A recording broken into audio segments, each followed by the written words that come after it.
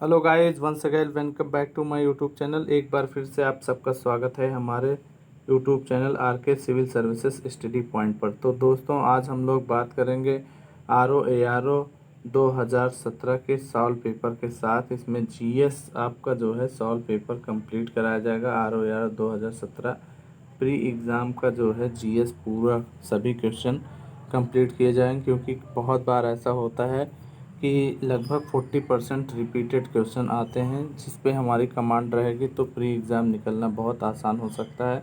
क्योंकि मैंने खुद जो है 2014, 16 और 17 ये सारे जो है मेंस एग्ज़ाम दिए थे। अनफॉर्चुनेटली मेरा जो है 2017 RO फाइनल नहीं हो पाया। फाइनल केवल 6-7 नंबर से रुक गया था। तो इस बार हम लोग भी कोशिश करेंगे तो अच्छे से एग्ज़ाम देने की। तो इसमें प्रीवियस ईयर पेपर्स का बहुत बड़ा रोल होता है। तो आइए शुरू करते हैं। इससे पहले मैं बताना चाहता हूँ कि आपको प्लेलिस्ट डिस्क्रिप्शन बॉक्स में मिल जाएगी। इसमें उत्तर प्रदेश लोक सेवा आयोग की तरफ से कराए गए सभी एग्ज़ाम्स के जो है solve paper previous year question जो है मिल जाएंगे। आप उसको ज़रूर प्लेलिस्ट चेकआउट कीजिएगा। Thank you. तो आइए दोस्तों, रिपीट करने के लिए जल्दी जल्दी देख लेते हैं। निम्नलिखित हार्मोन में से कौन सा हार्मोन एक स्त्रीलिंग हार्मोन है? तो इसमें आपका आंसर नंबर सी हो जाएगा, एस्ट्रोन। एस्ट्रोन देखिए, स्त्री हार्मोन जो है एक होता है एस्ट्रोजन। अब एस्ट्रोजन जो है 3 टाइप के होते हैं। एक होता है एस्ट्रोन, और फिर एस्ट्राडायोल, 2 प्रकार के होते। तो इसमें से एस्ट्रोन आपका, बाकी एंडोस्टेरॉन, टेस्टोस्टेरोन ये सब क्या है, मेल हार्मोन्स है। और ये परीक्षा मंथन से लिया गया। निम्नलिखित में से कौन सा बहुलक जैव निम्नीकृत नहीं किया जा सकता है? तो बायोडिग्रेडेबल एक होते हैं, 2 प्रकार के पॉल्यूटेंट होते हैं। एक होते हैं बायोडिग्रेडेबल और एक होता है नॉन बायोडिग्रेडेबल। तो ऐसे पॉल्यूटेंट, ऐसे जो है प्रदूषक जो मिट्टी में मिल जाते हैं डिग्रेड होकर, अपघटित होकर, उनको कहते हैं बायोडिग्रेडेबल। तो इसमें बोल रहा है जैव निम्नीकृत नहीं किया जा सकता। तो इसमें स्टार्च होता है प्रोटीन, तो इसका आंसर हो जाएगा प्रोटीन को नहीं किया जा सकता है। सॉरी, इसका आंसर डी वाला हो जाएगा, पीवीसी को पॉलीविनाइल क्लोराइड होता है। नेक्स्ट क्वेश्चन, निम्नलिखित में से कौन सा युग्म सही सुमेलित नहीं है? तो इसमें दे रहा है, तो इसका बी वाला आंसर सही हो जाएगा। कापर जो है सीने बार जो है कापर का नहीं बल्कि मरकरी का अयस्क है। नेक्स्ट आता है, समुद्री घास निम्नलिखित तत्व का मुख्य तथा महत्वपूर्ण स्रोत है। तो समुद्री घास जो एल्गी होते हैं, स्पेशली जो है आपका ग्रेसिलेरिया और ये सब जो है, उसमें से आयोडीन पाया जाता है। और बाकी तो इसका आंसर हो जाएगा आयोडीन। नेक्स्ट क्वेश्चन, निम्नलिखित में से कौन सा युग्म सही सुमेलित नहीं है? तो इसका आंसर हो जाएगा सी। सी वाला सही सुमेलित नहीं, क्योंकि विटामिन ए से जो है रतौंधी होती है, ना कि गठिया होती है। तो इसका जो है सही आंसर हो जाएगा सी वाला। नेक्स्ट क्वेश्चन, निम्नलिखित में से कौन सा एक युग्म सही सुमेलित नहीं है? तो इसमें आपका हो जाएगा डी वाला, एस्पिरिन, जो कि निषेचक नहीं बल्कि एक दर्द निवारक दवा है। नेक्स्ट क्वेश्चन है, मकड़ियों द्वारा उत्पादित रेशम कहलाता है। तो इसका सी वाला आंसर सही हो जाएगा, गासिमर रेशम। नेक्स्ट क्वेश्चन, एक सामान्य 70 kg भार वाले मनुष्य में रक्त की कुल मात्रा कितनी होती है? तो 5000 ml इसका आंसर हो जाएगा, यानी 5 लीटर के आस। नेक्स्ट क्वेश्चन, निम्नलिखित में से कौन सा एंजाइम प्रोटीनों को अमीनो एसिड में विघटित करता है? तो इसका आंसर हो जाएगा ए वाला, पेप्सिन और ट्रिप्सिन, ये सब प्रोटीन पाचक एंजाइम। नेक्स्ट क्वेश्चन है, लाइफाई के संबंध में कौन सा कथन सही नहीं है? लाइफाई का विस्तृत रूप लाइट फिडेलिटी। भारत में लाइफाई जो है 2018 में परीक्षण किया गया है। तो इसका डी वाला आंसर सही हो जाएगा। इसमें इसका क्रियान्वयन ऑप्टिकल फाइबर नेटवर्क के द्वारा किया जाता है, जबकि गलत है, ऑप्टिकल फाइबर के द्वारा नहीं होता है, वाईफाई पे काम करता है। विद्युत चुंबकीय प्रेरण पर आधारित युक्ति है। तो विद्युत म्यूचुअल इंडक्शन जो होता है, तो इसे जो है डायनमो पे, अंश का सी वाला आंसर हो जाएगा डायनमो। ये क्या करता है, ये आंतरिक ऊर्जा को जो है विद्युत ऊर्जा में बदल। नेक्स्ट क्वेश्चन है, प्रकाश संश्लेषण के लिए कौन अति आवश्यक है? तो इसमें आवश्यक नहीं है, तो पूछ रहा है। तो ऑक्सीजन प्रकाश संश्लेषण के लिए देखिए, सबसे पहले तो लाइट ज़रूरी होती है, कार्बन डाइऑक्साइड ज़रूरी होता है, H2O ज़रूरी होता है और क्लोरोफिल ज़रूरी होता है। अगर ये चारों चीज़ रहती है तो प्रकाश संश्लेषण बहुत आसानी से हो जाता है। नेक्स्ट प्रश्न है, जीवाणु भोजियों के बैक्टीरियोफेज के संबंध कौन सा कथन सही? तो बैक्टीरियोफेज एक वायरस होते हैं। ये बैक्टीरियोफेज ये क्या करते हैं, बैक्टीरिया को जो है संक्रमित करते हैं। तो ऐसे वायरस जो बैक्टीरिया संक्रमित करे, और इनका प्रयोग जेनेटिक इंजीनियरिंग में खूब होता है। तो इसका सी वाला आंसर सही हो जाएगा, 1, 2 दोनों सही है। नेक्स्ट क्वेश्चन है, ताप के निम्नलिखित में से किस पैमाने में ऋणात्मक मान नहीं होता है? तो इसका सही आंसर हो जाएगा सी, केल्विन पैमाने पर। नेक्स्ट आता है, ऊष्मा की इकाई निम्नलिखित में से कौन सी नहीं है? तो इसका हो जाएगा ए वाला आंसर सही हो जाएगा, सेंटीग्रेड, ये ताप की इकाई है। नेक्स्ट क्वेश्चन, निम्नलिखित में से कौन सा युग्म सही सुमेलित नहीं है? तो इसका सी वाला आंसर हो जाएगा, क्योंकि सूर्य जो है ये पपीते की किस्म है। सूर्य किसकी? पपीते की एक किस्म है। अगला क्वेश्चन, निम्नलिखित में से कौन सा पदार्थ हर्बिसाइड है यानी शाकनाशी है? तो इसका डी वाला आंसर ब्यूटाक्लोर है। नेक्स्ट आता है, भारत के राज्यों में से कौन सा राज्य चावल का सर्वाधिक उत्पादन प्रति हेक्टेयर करता है? यानी उत्पादकता पूछ रहा है। तो इसका आंसर हो जाएगा पश्चिम बंगाल। ये लेटेस्ट डाटा है, अगले जो अभी एग्ज़ाम से पहले जो लेटेस्ट डाटा आर्थिकी आएगी उसके अकॉर्डिंग आपको करा दें। नेक्स्ट क्वेश्चन, निम्नलिखित में से कौन सा युग्म सही सुमेलित नहीं है? तो इसका डी वाला आंसर हो जाएगा घटपर्णी। ये एक इंसेक्टिसाइड पौधा है, इंसेक्टियोरस प्लांट है, और जैसे निपेंथीज हो गया, इसको निपेंथीज।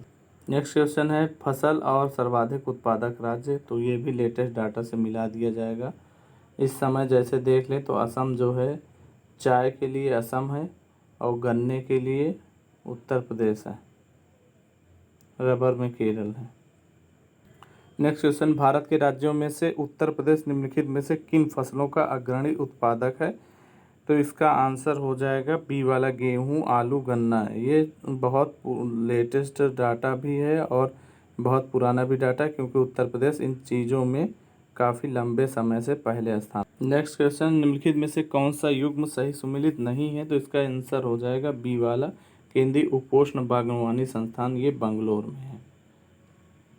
नेक्स्ट प्रश्न, निम्नलिखित में से कौन सा कथन सही नहीं है?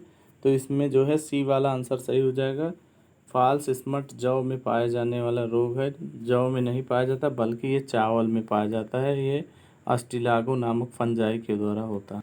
अगला प्रश्न है, मिट्टी की प्रजातियों में से मृत्तिका अधिकतम जल धारण करती है। कारण क्या है? क्योंकि मृत्तिका में रंध्र बड़े आकार के होते हैं। तो इसका ए सही है और कारण जो है गलत है। नेक्स्ट आता है, प्रथम पंडित दीनदयाल उपाध्याय हस्तकला संकुल व्यापार सुविधा केंद्र कहाँ पे बनाया गया? तो वाराणसी में। नेक्स्ट प्रश्न है, विभिन्न प्रकार की मिट्टियों की जल धारण क्षमता, वाटर होल्डिंग कैपेसिटी का घटता हुआ क्रम है। तो इसमें जो है ए वाला आंसर सही हो जाएगा। इसमें क्ले, गाद और बालू सबसे कम होती है। दोस्तों, इसमें हमने करंट अफेयर्स के क्वेश्चन को स्किप किया है, क्योंकि ये लेटेस्ट डाटा बदलते रहते हैं। करंट अफेयर एकदम लेटेस्ट आता है। निम्नलिखित में से कौन सी एजेंसी भारत से कृषि सामानों के निर्यात में सम्मिलित नहीं? तो इसका डी वाला आंसर हो जाएगा।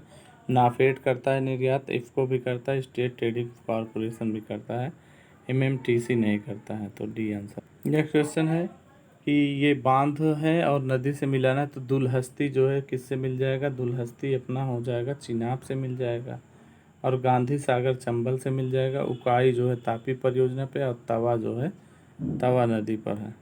नेक्स्ट क्वेश्चन है, घास के मैदान और देश से मिलाना है। तो पंपाज जो है कहाँ पे पाए जाते हैं? पंपाज अर्जेंटीना में पाए जाते हैं। पुस्ताज जो है हंगरी में पाए जाते हैं।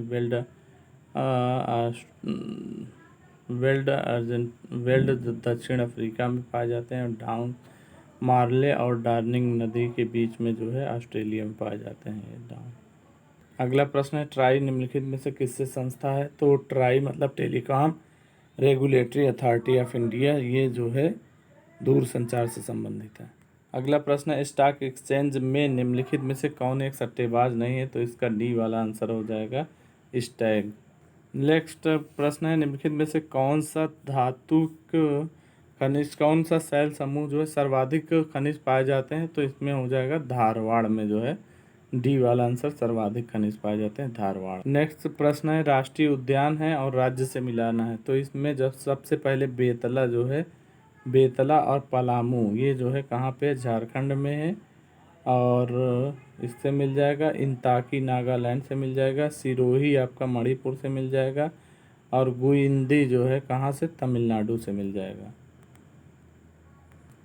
पृथ्वी की सतह का वह भाग जिस पर भूकंपीय तरंगों का सर्वप्रथम रिकॉर्ड किया जाता है, तो इपीसेंटर अधिकेंद्र इसको कहते हैं, सबसे पहले यहीं पे पहुंचता है, तो इसका बी आंसर। नेक्स्ट प्रश्न है जापान के 4 द्वीपों का उत्तर से दक्षिण का क्रम बताना है। 4 द्वीप उत्तर से दक्षिण का क्रम, तो इसका जो है सी वाला answer Hokkaido, Hokkaido, Honshu, Shikoku और क्यूशू। उत्तर से दक्षिण Hokkaido, Hokkaido, Honshu, Shikoku, Kyushu. कभी कभी ये जो है बड़े से छोटे भी पूछता है। अगला प्रश्न है चुक्की माटा जो चिली में मरुस्थल है किस लिए फेमस है, तो ये तांबे की खान, वहाँ पे तांबे के अयस्क बहुत पाए जाते हैं, तो इसका ए वाला आंसर सही हो। नेक्स्ट है माल्थस के अनुसार जनसंख्या नियंत्रण का सर्वाधिक प्रभावकारी उपाय निम्नलिखित में से कौन सा है, तो इसका सी वाला हो जाएगा जन्म नियंत्रण। अगला प्रश्न जनगणना 2011 के अनुसार निम्नलिखित में से किस राज्य में महिला साक्षरता न्यूनतम थी, तो इसका आंसर हो जाएगा बी राजस्थान में महिला साक्षरता न्यूनतम। निम्नलिखित में से किस राज्य की जनसंख्या में कमी आई, तो इसका आंसर हो जाएगा बी ए नागालैंड। इसमें जो है ऋणात्मक वृद्धि भी दर्ज की गई और इसके जनसंख्या में। अगला प्रश्न निम्नलिखित में से किस राज्य में सर्वाधिक साक्षरता सर्वाधिक थी, तो इन राज्यों में से देखें तो मणिपुर, पंजाब, असम और मध्य प्रदेश में सर्वाधिक साक्षरता मणिपुर में थी। प्रश्न है भारत में नगरीय जनसंख्या देश के कुल जनसंख्या कितना प्रतिशत था, इसका आंसर हो जाएगा बी।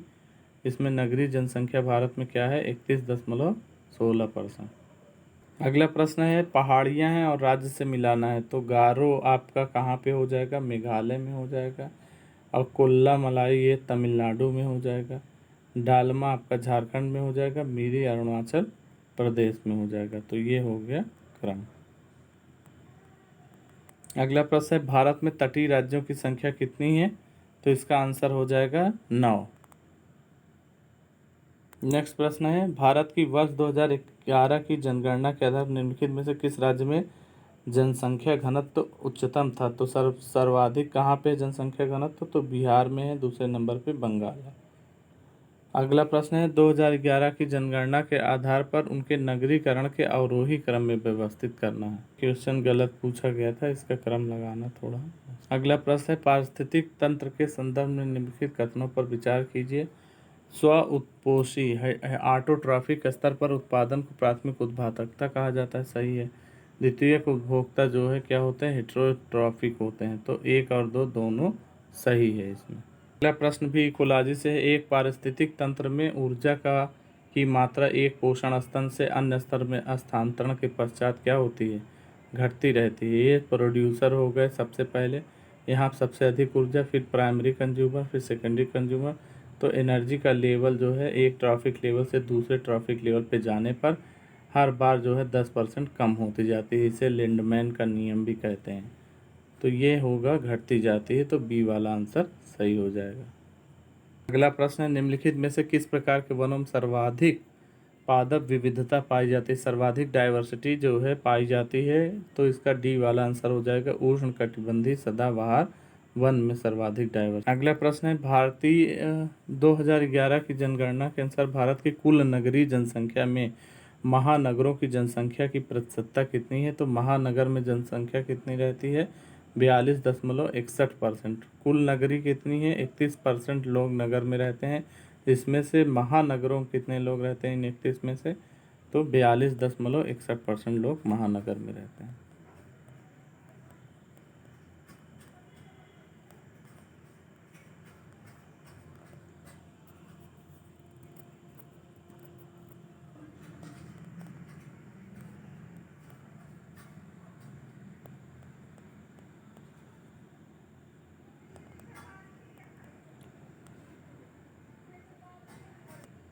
अगला प्रश्न है, वर्ष 2011 की जनगणना के अनुसार निम्नलिखित में से किस राज्य में नगरीय जनसंख्या की प्रतिशतता न्यूनतम थी? तो सबसे अधिक जो है ग्रामीण क्षेत्र कहाँ पर है? हिमाचल में।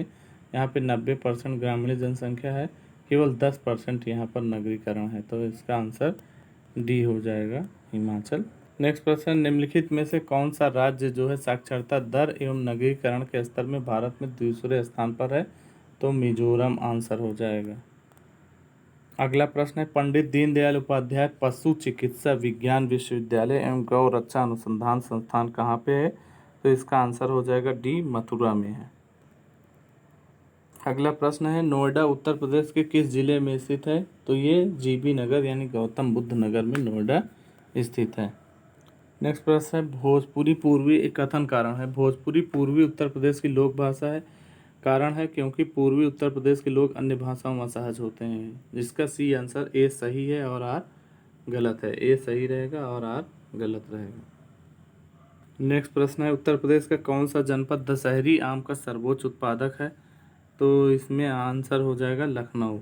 तो अभी लखनऊ में आम महोत्सव भी मनाया जा रहा है। अगला प्रश्न है, पृथ्वी का सर्वाधिक बृहद पारिस्थितिक तंत्र निम्नलिखित में से कौन सा सर्वाधिक सबसे बड़ा इकोसिस्टम कौन सा है? तो ये डी वाला आंसर हो जाएगा, बायोस्फीयर या जैव है। उत्तर प्रदेश 2011 की जनगणना के अनुसार उत्तर प्रदेश साक्षरता दर 1 से 11 तक कितनी वृद्धि हुई? साक्षरता में कितनी वृद्धि हुई है? तो 11.45% वृद्धि हुई है। अगला प्रश्न है, उत्तर प्रदेश में निम्नलिखित में से कौन सा शहर निर्यात विकास केंद्र नहीं है? तो इसका बी वाला आंसर हो जाएगा, इलाहाबाद नहीं है। अगला प्रश्न है, उत्तर प्रदेश के लोकायुक्त की पदधारण अवधि क्या है?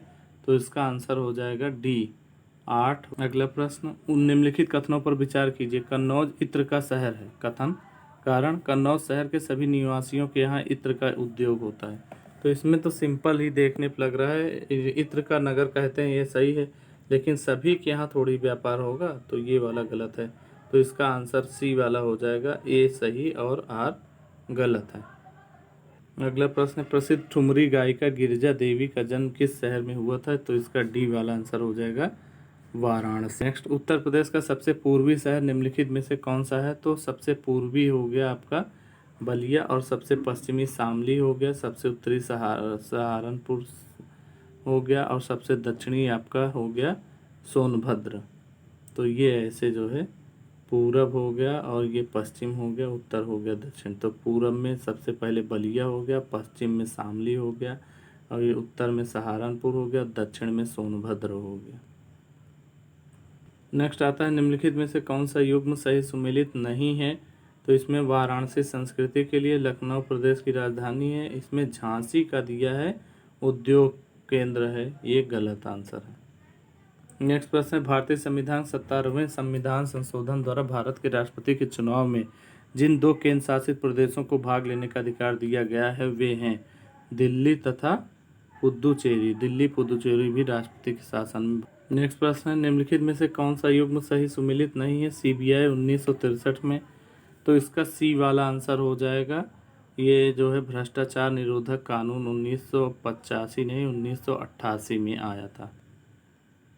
नेक्स्ट प्रश्न है, प्रशासनिक सुधार आयोग 1967 जिसने पहली बार लोकपाल तथा लोकायुक्त बनाने की संस्तुति की थी के अध्यक्ष थे मोरारजी देसाई है।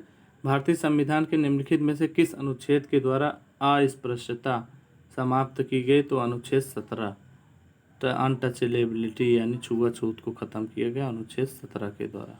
नेक्स्ट प्रश्न है, पंचायती राज संस्थाओं महिलाओं के लिए आरक्षित स्थानों सीटों के संदर्भ निम्नलिखित में से कौन सा कथन सही है? इसका प्रावधान संविधान के अनुच्छेद 243 D3 में किया गया है, ये सही है। 234 में समाप्ति पर रहेगा, ये गलत है, विधानमंडल इसको निर्धारित करे। तो इसका केवल एक।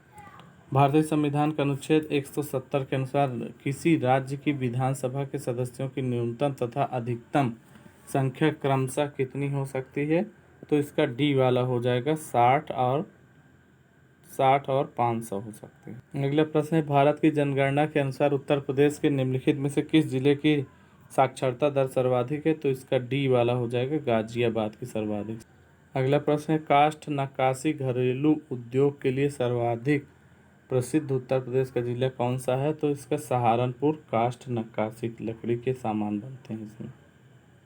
नेक्स्ट है उत्तर प्रदेश में उत्तर केंद्रीय क्षेत्र सांस्कृतिक केंद्र NCZZ जो है कहाँ पे है, तो ये इलाहाबाद में स्थापित हुआ है।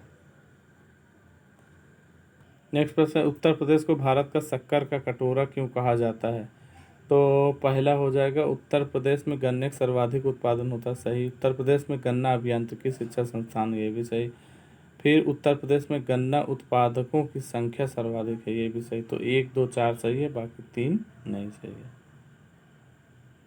नेक्स्ट प्रश्न है भारतीय संविधान 73वें संविधान संशोधन के संदर्भ में निम्नलिखित में से कौन सा कथन सही है। 73वां जो है तो इसका एक वाला आंसर हो जाएगा पंचायतों को स्वशासन संस्था स्वीकार की। 74वां जो है नगर पंचायत से संबंधित है।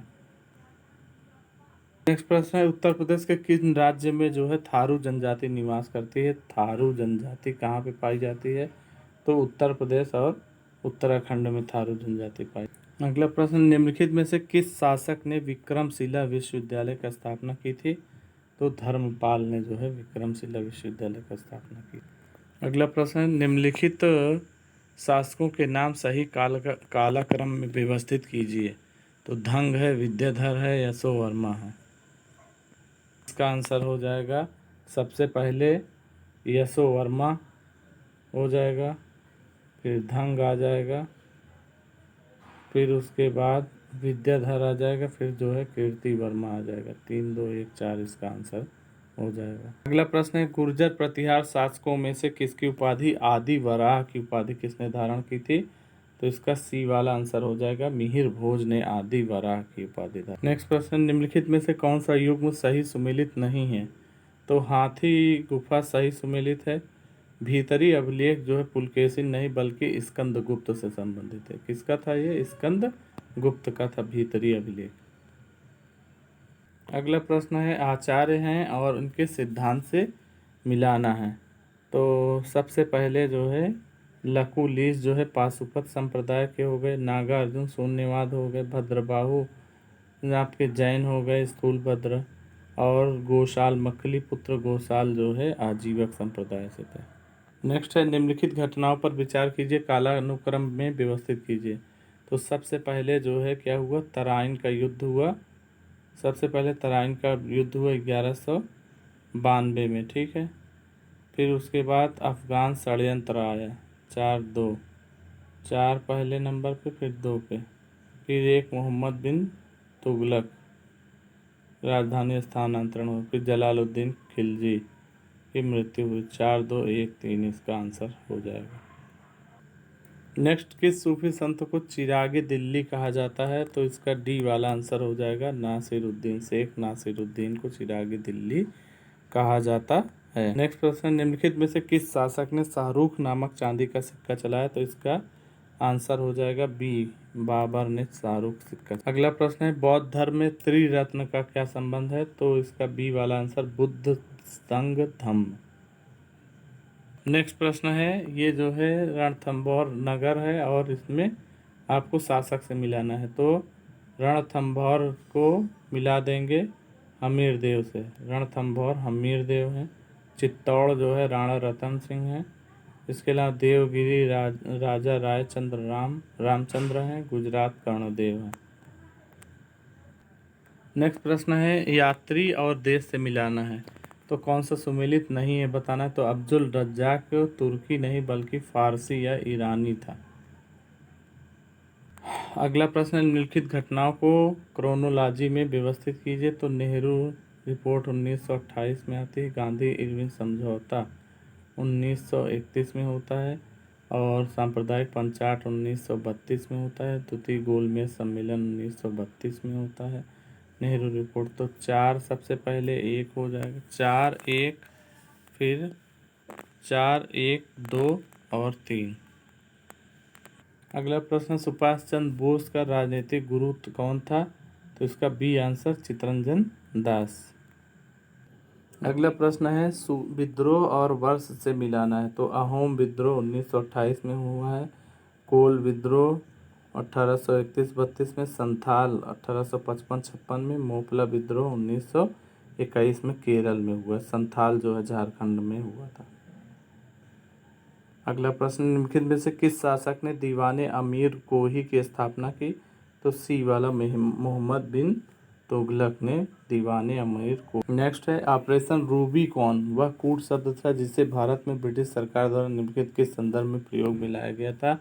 तो ऑपरेशन रूबिकॉन जो है संबंधित था जेल में गांधी का आमरण अनशन से। तो ए वाला आंसर सही हो जाएगा। नेक्स्ट, चंपारण कृषि जांच समिति का सदस्य निम्नलिखित में से कौन नहीं था? तो इसका सी वाला आंसर हो जाएगा, अनुग्रह नारायण सिंह नहीं थे। अगला है स्थानीय स्वशासन लॉर्ड रिटन, ये कौन सा सुमेलित नहीं है? तो लॉर्ड लिटन जो है सुमेलित नहीं, रिपन इसमें होगा। और सहायक संधि लॉर्ड वेलेस्ली ने किया, डॉक्ट्रिन ऑफ लैप्स डलहौजी ने किया, अस्थायी बंदोबस्त कॉर्नवालिस ने किया।